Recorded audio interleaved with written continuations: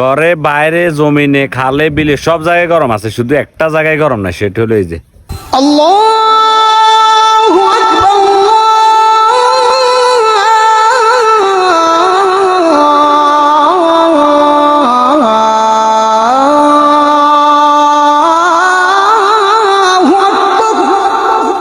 এই জায়গার ভিতরে গরম নাই, আর নাহলে সব জায়গায় গরম আছে। মানে আল্লাহর ঘর মসজিদ, তাহলে আপনি যেখানে যাবেন সেখানে গরমে জ্বালাই আপনি বসতে পারবেন না কোথাও। ঘরে বলেন, নদীর কিনারে বলেন, মরুভূমিতে বলেন, সাগর পাড়ে বলেন, যেখানে বলেন গরমের শেষ না। কিন্তু আল্লাহর কি হুকুম, আল্লাহর ঘর মসজিদে শুধু গরম নাই।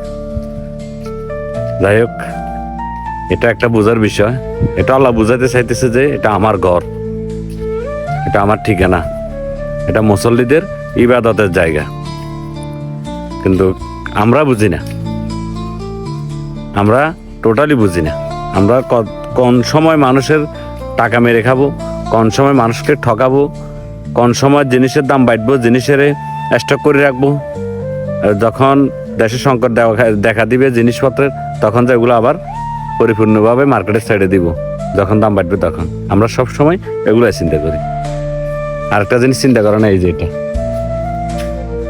এটার কথা কেউ চিন্তা করে না যে দিন শেষে এখানে আসতে হবে, এখানে আসতে হবে, এই জিনিসটা চিন্তা করে না। যাই হোক, আমরা সকালকে আল্লাহ বুঝার তৌফিক দান করুক, আমিন। আসসালামু আলাইকুম রহমতুল্লাহ।